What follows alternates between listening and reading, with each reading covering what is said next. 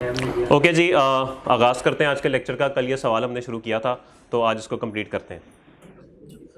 चल आइए page number 766 पे। जी जी, बस 5 मिनट सवाल कंप्लीट कर लें। ओके, बस 5 मिनट दीजिएगा सिर्फ। हाँ, वही कल वाली पहन के आ गया हूँ यार। इसको देखो, ये भी वही कपड़े पहन के आ गया है। कैसे ऐसे होने वाले को पता कुछ नहीं है। आगे चले। ओके, ले जी, स्किल्ड लेबर कंप्लीट हो गई। अब आइए पॉइंट नंबर 6 पे। The company has a surplus of unskilled workers who are paid a fixed wage for a 37-hour week. Company जो है उसके पास अनस्किल्ड वर्कर अन्यवा मौजूद हैं जिनको फिक्स्ड वेज दी जाती है 37 आवर वीक के हिसाब से। It is estimated that there are 900 घंटे of unskilled labour time available. 900 घंटे वेले पड़े हैं भाई, आइडल टाइम मौजूद है। The balance of the unskilled labour requirements could be met by working over time which is paid at time and half. तो sir सबसे पहले मुझे यह बताइए हमें कितने आवर्स चाहिए? 500 इंटू 3, 1500 घंटे चाहिए। ओके, अगर हमें 1500 घंटे चाहिए तो हमारे पास टाइम कितना अवेलेबल है? 900 घंटे। तो इसका मतलब है 900 घंटे तो आइडल टाइम हमारे पास, हाँ 900 घंटे आइडल टाइम मौजूद है। 600 के पैसे देने, 600 के पैसे देने, और वो कितने देने हैं? एग्जिस्टिंग रेट ऊपर 6 लिखा हुआ है अनस्किल्ड का, इसको करना है 1.5 से मल्टीप्लाई, तो करीबन 9 रुपए आएगा। तो आपने 600 घंटे 9 रुपए के हिसाब से देने। कहानी खत्म हुई, बस इतनी सी बात थी। अनस्किल्ड लेबर जी क्या करेंगे जी? 500 यूनिट्स है और टोटल वर्क कितना चाहिए, बल्कि ये वर्किंग नीचे करते हैं यहां पे। 500 यूनिट्स है और कितने आवर्स चाहिए? 3। टोटल हमें चाहिए 1500 घंटे और 900 आइडल अवेलेबल है। इसका मतलब है 600 की पेमेंट करनी है, और अगर 600 की पेमेंट करनी है तो उसने बोला टाइम एंड हाफ, यानी टाइम एंड हाफ 1.5 से मल्टीप्लाई, 6 इंटू 1.5। लें जी, वर्किंग इधर ही कर दी सारी। 500 यूनिट्स बनाने हैं, 3 घंटे लगते हैं अनस्किल्ड लेबर के, टोटल 1500 घंटे हमें चाहिए। 900 आइडल टाइम उनका अवेलेबल है तो उसकी तो कॉस्ट कोई होती नहीं है, इग्नोर करें। बकाया 600 के पैसे देने पड़ेंगे, वो भी टाइम एंड हाफ। अभी 6 रुपए हैं तो ये एंड हाफ करके ओवर टाइम में पड़ा हुआ है, तो 9 रुपए के हिसाब से उनको 600 पे करेंगे, तो ये मेरा में 5400 आएगा। 5400 रुपए हमें पे करने पड़ेंगे जी। जी बोल, डरता है? रट्टा लगा के आए हैं तो यार यकीन करो, जितना मर्जी पढ़ा लो आपको लेक्चर तैयार करना ही पड़ता है। सही कह रहा हूं? ये आपको लगता है कि बस जो करते हैं यहां पे आके बोल बोल के निकल जाते हैं हम, ऐसा नहीं होता। ये पहले मुझे भी लगता था जब मैं पढ़ाना शुरू किया था, लेकिन ऐसा नहीं है भाई। आज तक आपको तैयारी करनी पड़ती है घर जाके कि एडजस्टमेंट कैसे हुई है, सवाल देखना पड़ता है, सोल्यूशन देखना पड़ता है, सब कुछ करना पड़ता है। उसके बाद फिर, और सिर्फ यहां तक नहीं, फिर यह भी सोचना पड़ता है कि ये समझाना कैसे है। यह सबसे बड़ा मुश्किल काम है। ठीक है? नहीं वाकई समझ नहीं आ रहा, नहीं कहां पे प्रॉब्लम आ रही है? ये सवाल आज जाके देखिएगा, ना समझ आए कल फिर पूछ लीजिएगा। ओके, वो पैराडॉल की गोली मैं सबको ये कहता हूं कि जरा 2-3 घंटे बाद आराम आता है। कल नहीं समझ आएगा, कल दोबारा पूछ लेंगे, लेकिन आपकी घर जाके इसको समझने की ना सिंसियर एफर्ट होनी चाहिए।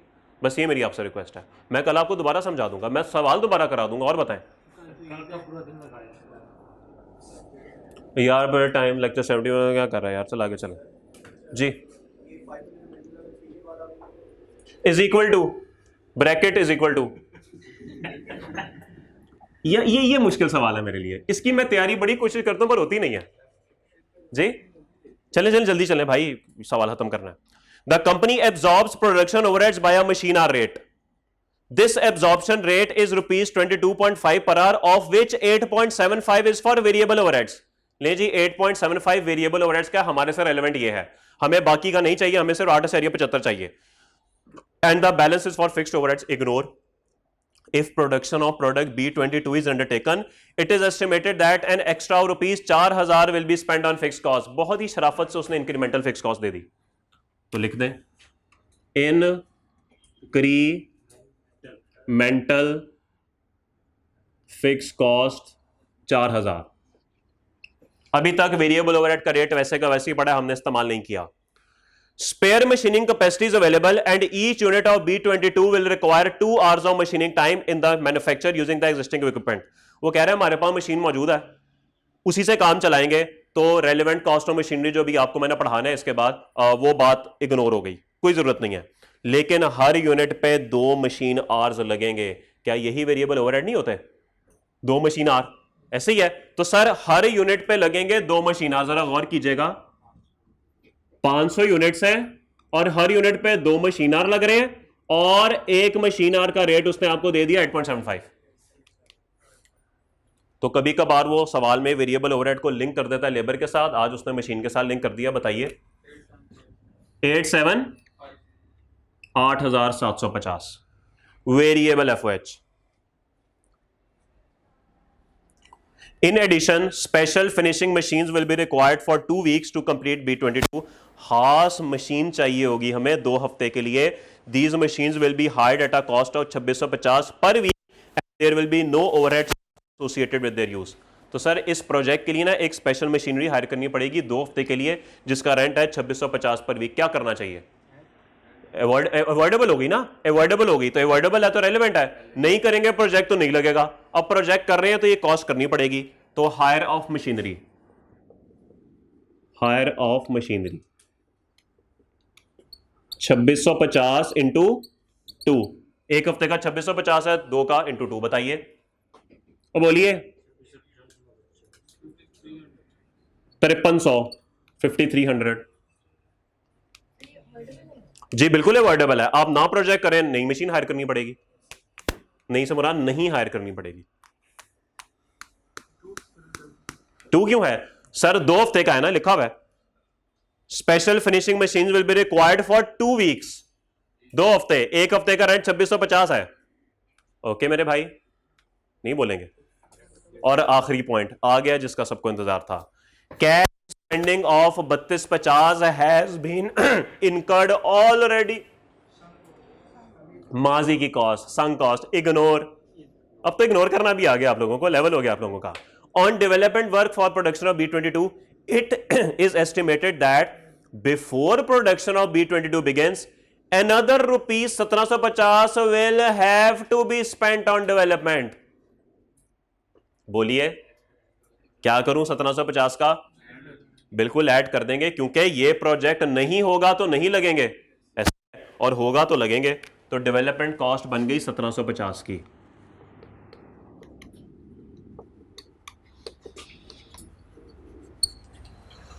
और आगे भाई साहब कहते हैं making a total development cost of 5000। 5000 क्या क्या करना है? कुछ भी नहीं करना सर, वो तो 3250 में 1750 टोटल करके बता रहा है, तो बस 5000 में से 3250 इग्नोर और 1750 ऐड। ठीक होगी बात? मिनिमम प्राइस पूछी थी, इसको टोटल कर दें, यही आपकी मिनिमम प्राइस है जिस पे आप कोट करेंगे, इससे नीचे आप सेल नहीं कर सकते। प्रोडक्शन स्टार्ट होने से पहले 1750 जी, फिर उसके बाद ना करें प्रोडक्शन स्टार्ट, फिर ना करें। स्टार्ट कब करेंगे? जब प्रोजेक्ट मिल जाएगा। ऐसे ही है, हम नहीं कर, हम इनकार कर देते हैं, नहीं करना प्रोजेक्ट। लगेंगे 1750? नहीं लगेंगे ना, तो यही तो बात है। सब अच्छा है मेरे भाई, ठीक है जी। चलें जी, इसको नोट करें जी। एक मिनट ठहरिएगा प्लीज। वेरिएबल एफएच क्या है? वेरिएबल एफएच में 500 into 2 ये 2 आवर्स ऑफ मशीनिंग टाइम। जी बिल्कुल, 500 यूनिट्स हैं और हर यूनिट को बनाने में 2 मशीन आवर्स हैं, इसलिए 500 into 2। समीर एक मिनट दीजिएगा प्लीज। ओके जी, ये सवाल भी कंप्लीट हुआ। चलें जी अब आगे चलते हैं। रिंग लिमिटेड, रग्बी लिमिटेड वाला सवाल था ना, बस ठीक है, इसको करते हैं कल डिस्कस। इसके साथ ना एक सवाल आपने और, अच्छा कल आपकी वो भी तो है टर्म टेस्ट, कल है ना आपका? ओके, आज कहाँ से? फ्राइडे को होता है कल? हाँ तो कल है ना, क्या मतलब? अबे नहीं यार, वो उनको छोड़ो, वो उनको इस चीज़ के आदी हैं। अच्छा सॉरी, सवाल एक तो रग्बी वाला तो चलें डिस्कस हो ही जाएगा, एक सवाल आपने कल करके आना है। यार नहीं कुछ होता यार नहीं, एक सवाल से कोई फ़र्क नहीं पड़ता, सॉरी, एक सवाल से कोई फ़र्क नहीं पड़ता। आपने करना है, पेज नंबर 751 पे है। बस 50 तक का होगा, 50-55 तक का। पेज 751 पे है।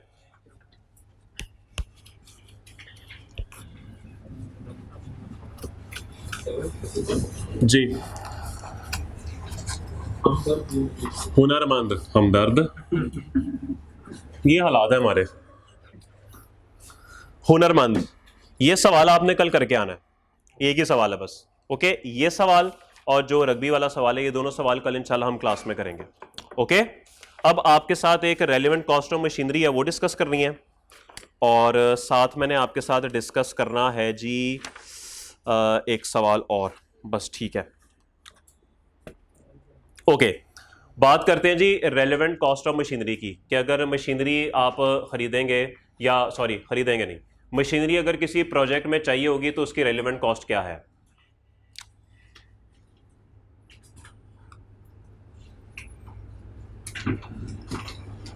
एक दफ़ा आप अपने पास नोट कर लें साथ साथ, उसके बाद मैं आपको समझाता हूँ।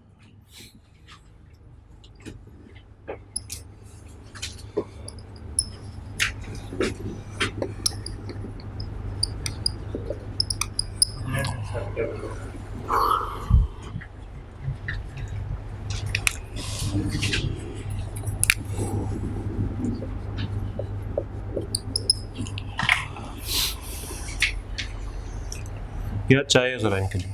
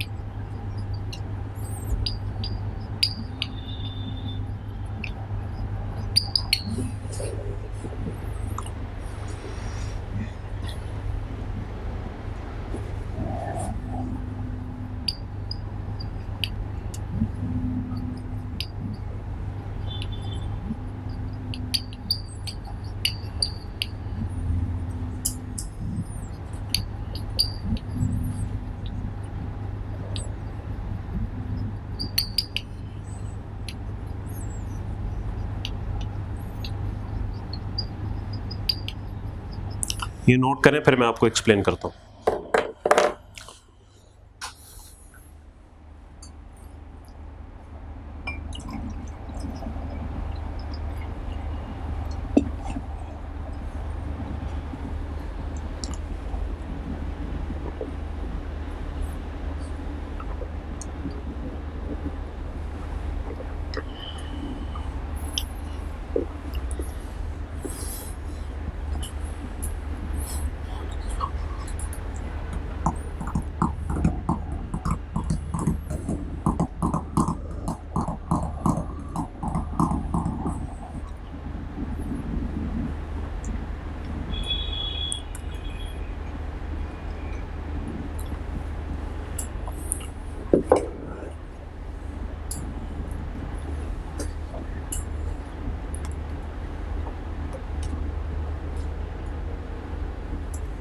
जी ओके, शुरू करें। ओके, हो सकता है कि जो प्रोजेक्ट आपने एक्सेप्ट करना है, जिसका प्रपोजल बना रहे हैं, उसमें कोई मशीनरी का भी इस्तेमाल हो। ओके, जो आपको सवाल दिया ना हुनरमंद वाला, इसमें ये पॉइंट है, मशीनरी भी इस्तेमाल होनी हो। अब मशीनरी की दो ऑप्शंस हैं, या तो आपको नई मशीनरी खरीदनी पड़ेगी, या मशीनरी आपके पास ऑलरेडी मौजूद होगी। पहले बात करते हैं कि अगर आपको नई मशीनरी खरीदनी पड़ेगी, अगर नई मशीनरी खरीदनी पड़ेगी तो एक होगी उसकी परचेज प्राइस। मिसाल के तौर पे आपने 100 रुपए की मशीनरी खरीद ली, प्रोजेक्ट में इस्तेमाल किया, प्रोजेक्ट में इस्तेमाल करने के बाद पता लगा कि इस मशीनरी की वैल्यू रह गई है 40 रुपए। तो सर आपके प्रोजेक्ट की वजह से कितनी इसकी वैल्यू घटी? 60। तो 60 इज द रेलिवेंट कॉस्ट। और बात भी लॉजिकल है कि आपके प्रोजेक्ट की वजह से इतनी हुई। ये बात सबको समझ आ गई कि आपने 100 की खरीदी, प्रोजेक्ट जब खत्म हुआ तब वैल्यू रह गई थी 40, तो इसका मतलब है 60 की वैल्यू आपकी प्रोजेक्ट की वजह से जो है वो इस्तेमाल हुई, तो 60 इज द रेलिवेंट कॉस्ट। यहां तक बात समझ आ जाती है? ओके। अगर आपको ये डाटा मौजूद नहीं है, ये डाटा मौजूद नहीं है आपके पास, आपको उसने परचेज प्राइस नहीं दी हुई, वैल्यू एट द प्रोजेक्ट नहीं दिया हुआ, तो इसके बाद ऑल्टरनेटिवली आप एक काम और भी कर सकते हैं, आप मशीनरी की डेप्रिसिएशन निकाल लें, सिंपल, बस। तो डेप्रिसिएशन ऑफ मशीनरी जो है वो आपके लिए क्या होगी? वो रेलेवेंट कॉस्ट होगी। तो फर्स्ट प्रायोरिटी इज दिस, लेकिन कुछ सवालों में वो ये दे देता है, कुछ सवालों में वो ये दे देता है, तो कोई मसले वाली बात नहीं है, आपने फिर डेप्रिसिएशन पे चले जाना है अगर आपके पास ये ऊपर वाला डाटा मौजूद नहीं है। बात समझ आ गई? ठीक है, ओके। अब आपके पास मशीनरी मौजूद है, लेट्स अज्यूम, अब दो ऑप्शंस हैं, या तो वो किसी और काम में इस्तेमाल हो रही है या वो किसी इस्तेमाल में नहीं है। अगर वो किसी और काम में इस्तेमाल हो रही है तो जाहिर बात है वहां से काम से हटा के यहां पर लगाएंगे, तो जो चीजें वो मशीनरी बना रही थी अब वो नहीं बनाएगी, जो कंट्रीब्यूशन आ सकता था नहीं आएगा, क्या करेंगे इसको? ये आपकी कॉस्ट है, जो कंट्रीब्यूशन वहां से जाया हो जाएगा, जो आ सकता था नहीं आएगा, वो आपके लिए कॉस्ट है, ये आपके लिए नई बात नहीं है, ये आप पहले देख चुके हैं। नहीं, इसमें नहीं होगी, इसमें नहीं होगी, एग्जिस्टिंग में ये नहीं होता, ठीक है। अगर वो मशीनरी कहीं और इस्तेमाल हो रही है तो बस सिर्फ कंट्रीब्यूशन लॉस है, ओके।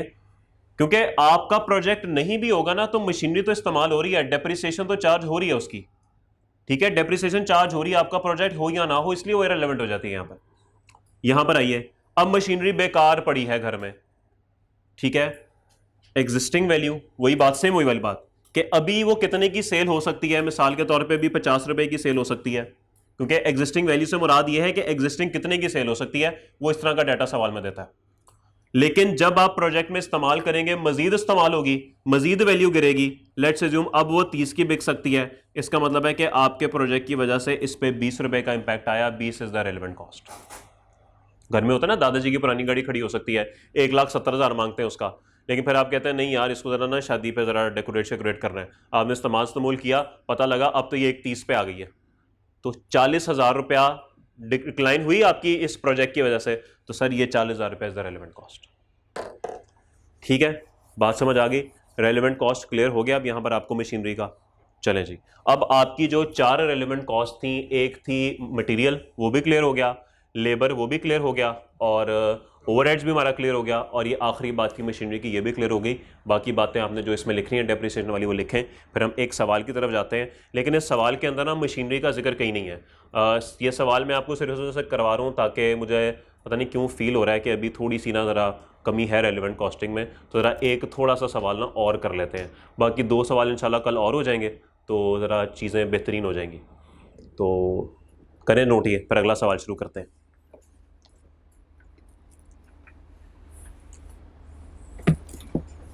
बैठे बिठाए एक्टिविटी बेस्ड कॉस्टिंग भी हो गया, रेलिवेंट कॉस्टिंग भी हो गया। सॉरी ऑनलाइन वालों, हाँ इनको लेक्चर आपको मिल जाएगा, अनकरीब मिल जाएगा आपको लेक्चर, जो होगा ना गालिबन 79-80 में बात करेंगे एक्टिविटी बेस्ड की। हाँ ठीक है, इसमें क्या प्रॉब्लम है, आप एम ही हंसी जा रहे।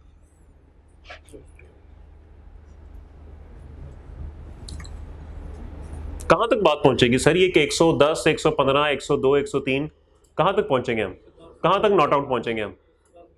110, 11 तक पहुंचेंगे हम। अच्छा, मुझे लग रहा है कोई 107, 106 पे जाके बात रुकेगी, मेरा जाती ख्याल ये है। हाँ नहीं बस इतनी है, 1 घंटा 10 मिनट 5 मिनट 8 मिनट इतने पे लेक्चर जाता है हमारा। ठीक है, तो बस सही है ये, आज का लेक्चर ये वाला शायद थोड़ा छोटा हो जाए, तो कोई मसले वाली बात नहीं।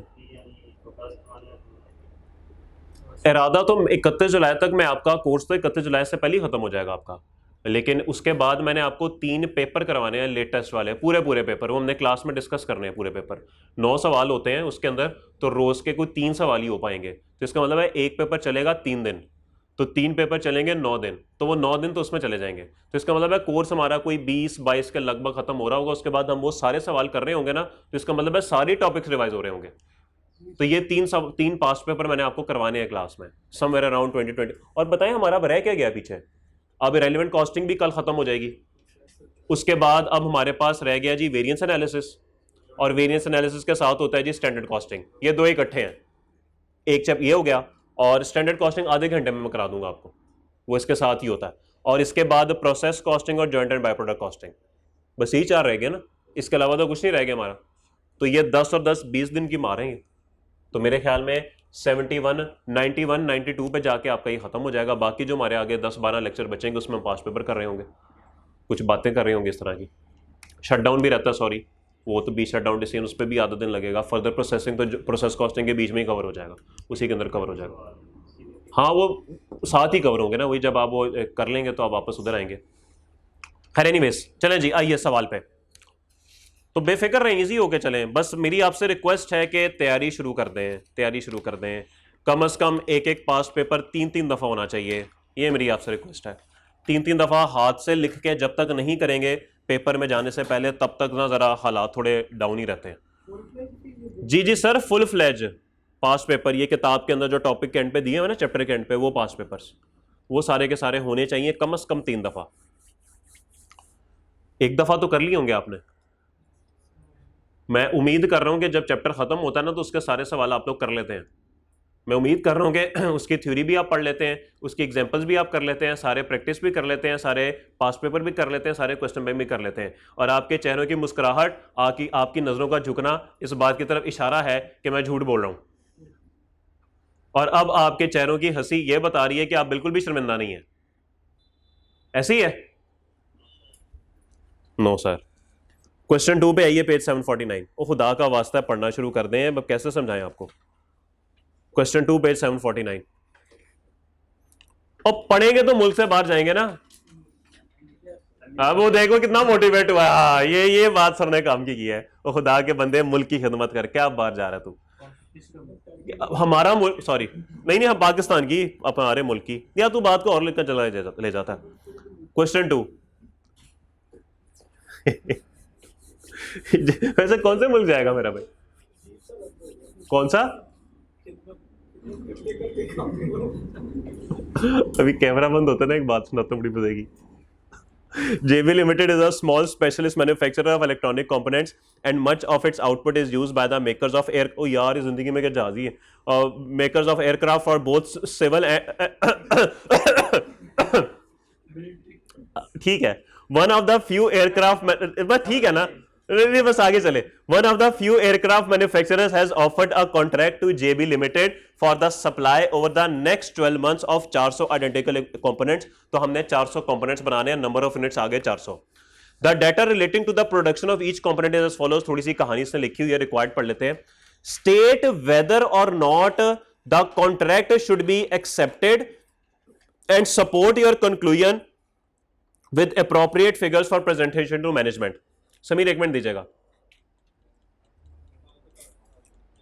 ओके भाई, तो रिक्वायरमेंट में लिखा हुआ है कि क्या हमें कॉन्ट्रैक्ट एक्सेप्ट करना चाहिए कि नहीं। मुझे बताइए क्या क्या क्या होगा डिसीजन मेकिंग फैक्टर, क्या कंडीशंस होंगी जिनको देखते हुए फैसला करना पड़ेगा हमें। कॉस्ट कम हो, बिल्कुल बात कुछ ऐसी लगती है, क्योंकि अभी तक हमसे वो मिनिमम प्राइस मांगता रहा है, रेलेवेंट कॉस्ट मांगता रहा है, लेकिन यहां पर कह रहा है कि बताइए क्या प्रोजेक्ट एक्सेप्ट करना चाहिए कि नहीं। तो इसका मतलब है सवाल के डाटा में हो सकता है कोई फर्क हो। खैर देखते हैं, सवाल को शुरू करते हैं, कॉस्ट बनाना शुरू करते हैं, साथ ही साथ कुछ ना कुछ निकल आएगा। The data relating to the production of each component is as follows. हमें चाहिए 3 kg of material M1। M1 के बारे में बात करता है जी। M1 is in continuous use by the company. तो बात खत्म हो गई, रेगुलर यूज है, मार्केट से खरीदना भाई।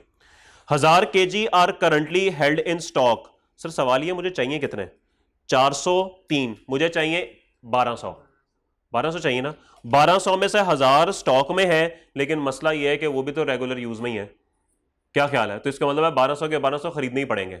और वो कहता है जी जो करंट पड़े हुए हैं वो बुक वैल्यू है 4.70 पर KG, but it is known that future purchases will cost 5.5 पर केजी। तो क्या मैं बुक वैल्यू कंसिडर करूं या जो फ्यूचर परचेजेस की कॉस्ट है वो कंसिडर करूं? फ्यूचर परचेजेस की ऑब्वियसली, क्योंकि एग्जिस्टिंग तो बुक वैल्यू पे पड़े हैं। तो ये प्रैक्टिस सेट का क्वेश्चन नंबर 2 जी। मटेरियल कौन सा है जी? मटेरियल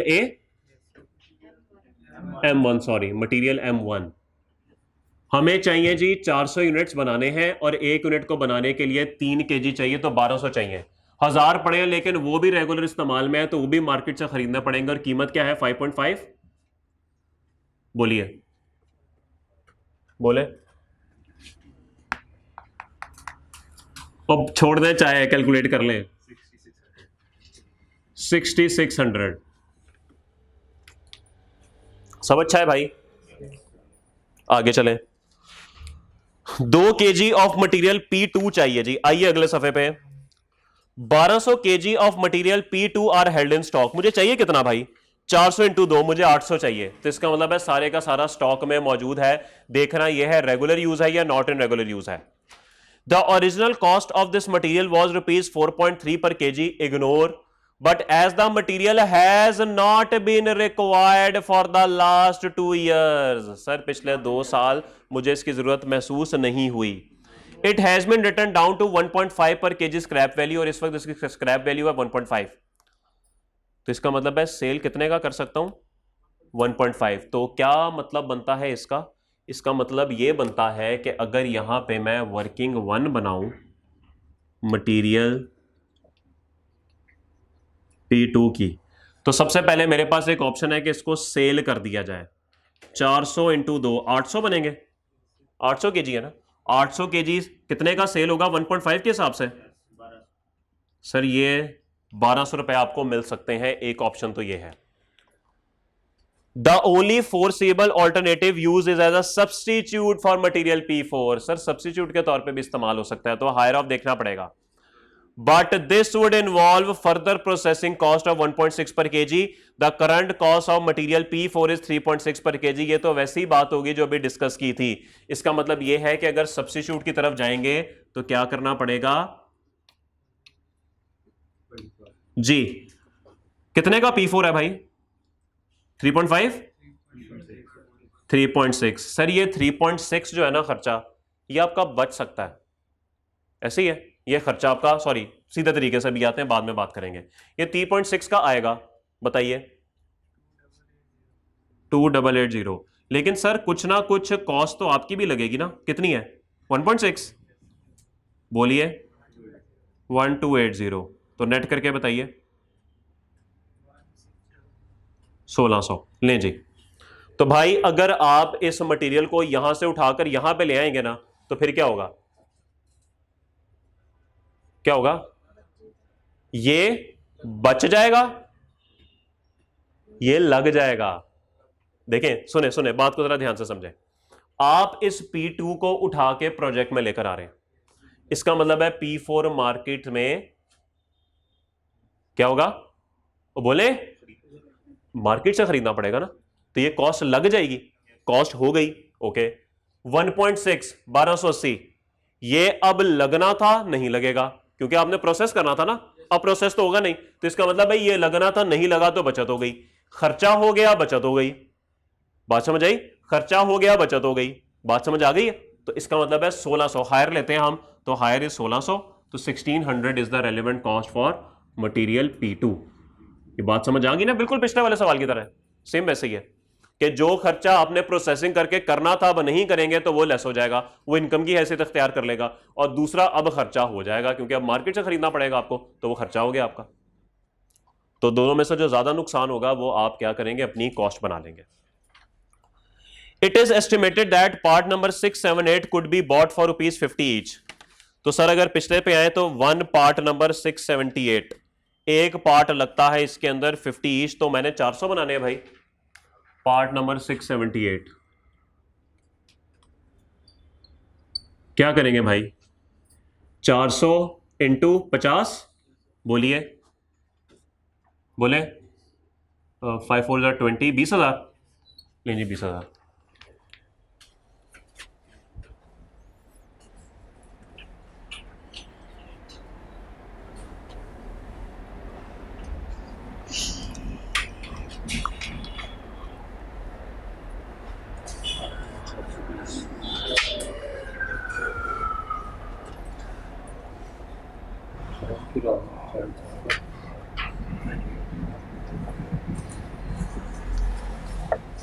आगे चले।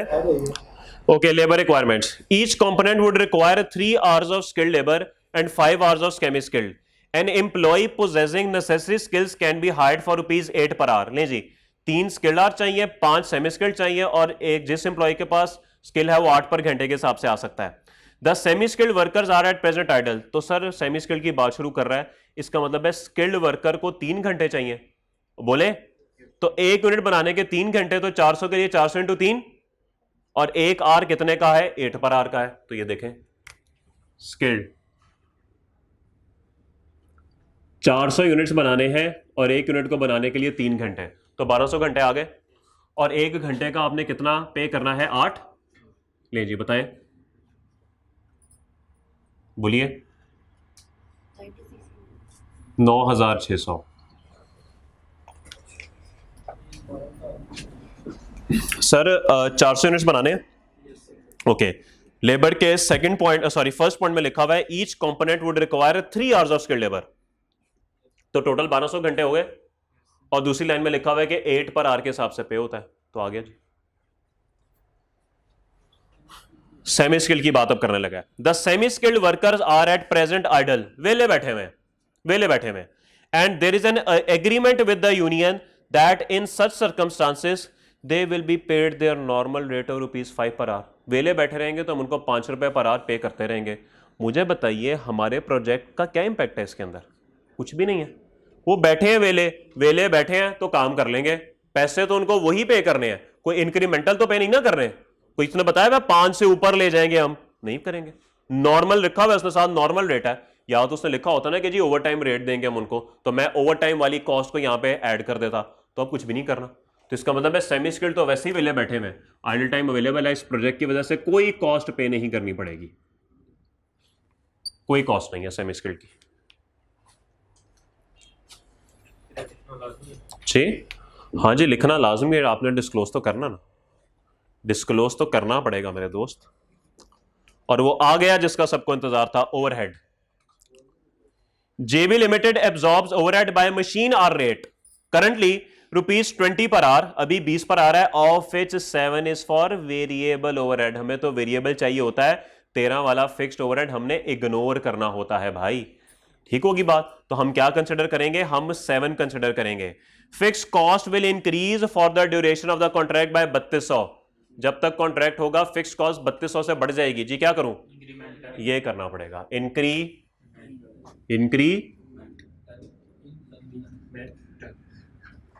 Incremental fixed cost 3200।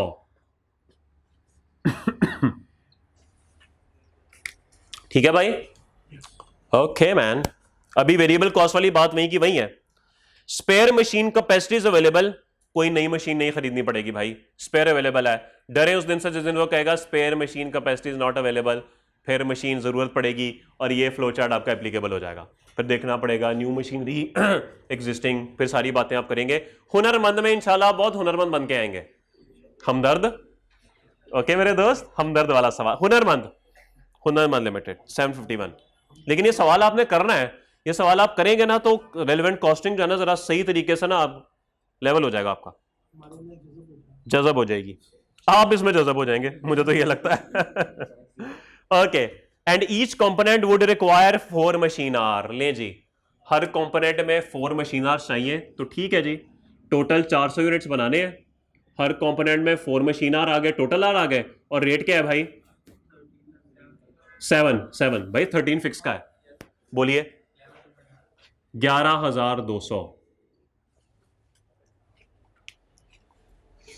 ले जी, एक जुमला लिखा हुआ है जो पहले किसी सवाल में नहीं था।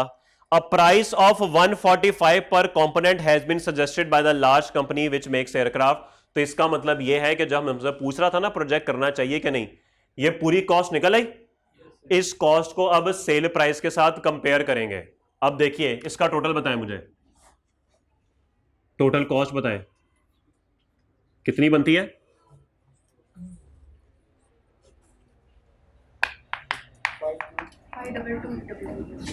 52,200।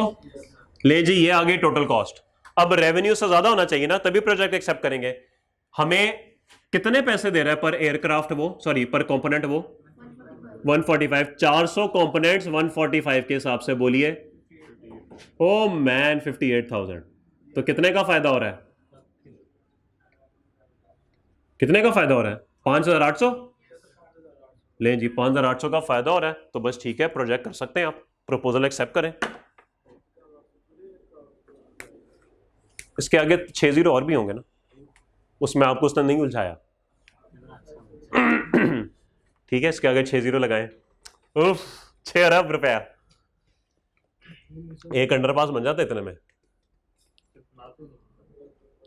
और कितने बनाने हैं भाई, बस कर दे। पता गया सड़क पार करने के लिए अंडरपास बना हुआ है। सब अच्छा है मेरे भाई, सब ओके है, होगा कहीं ना कहीं। जी भाई, ये कौन सा वाला 4, ये कौन सा वाला 4? वेरिएबल एफएच में 4 कहां से आया? ये मेरा भाई जब चाय पी रहा था ना, ये उस वक्त आया था। ओवरहेड पे आइए, ओवरहेड की आखिरी जुमला पढ़े, बल्कि सेकंड लास्ट जुमला पढ़े। Spare machining capacities available and each component would require, यहां से आया था मेरे भाई 4 मशीन आर। किधर है साथ वाला? रेलेवेंट कॉस्टिंग भी नहीं आता पेपर में? अच्छा, पूछना था उससे जरा, भाई हमें भी बताएं। अल्लाह माफ करे यार, अच्छी बात करें, ऐसे ना करें यार।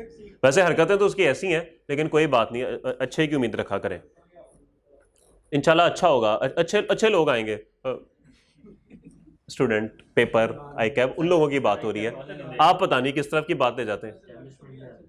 वो नहीं आ जाएंगे इंशाल्लाह। आई कैप में इस्तेकाम आ रहा है, आहिस्ता आहिस्ता आ रहा है इंशाल्लाह। यार क्या बात कर रहे हैं, अवाम का आई कैप है यार, अवामी लोग बैठे हैं अंदर। ठीक है, इंसाफ वहां पर है, इंसाफ का बोलबाला है, इस्तेकाम भी आ ही जाएगा। क्यों आप परेशान होते हैं? मुस्लिम ही बैठे हुए ना सारे, तो इस्तेकाम तो आएगी इंशाल्लाह। ओके, सब अच्छा है जी। चले जी, ठीक है, आप लोगों की भी बस हो गई है, मेरी भी ऑलमोस्ट बस हो ही गई है। ये सवाल हुनरमंद लाजमी होना चाहिए कल। आई नो टर्म टेस्ट है, कोई फर्क नहीं पड़ता, एक रात में कोई झंडे नहीं गाड़ लेंगे आप। अगर पिछले आपने 2 हफ्ते में नहीं पढ़ा तो इस एक रात में भी कुछ नहीं होना आपसे। ठीक है, तो इसलिए सवाल ज़रूर करना है ये, और टर्म टेस्ट लाजमी देना है इंशाल्लाह। इस टर्म टेस्ट की भी डिस्कशन करेंगे, मुलाकात होती है कल। अल्लाह हाफ़िज़। जी जी जी जी, एक मिनट जी।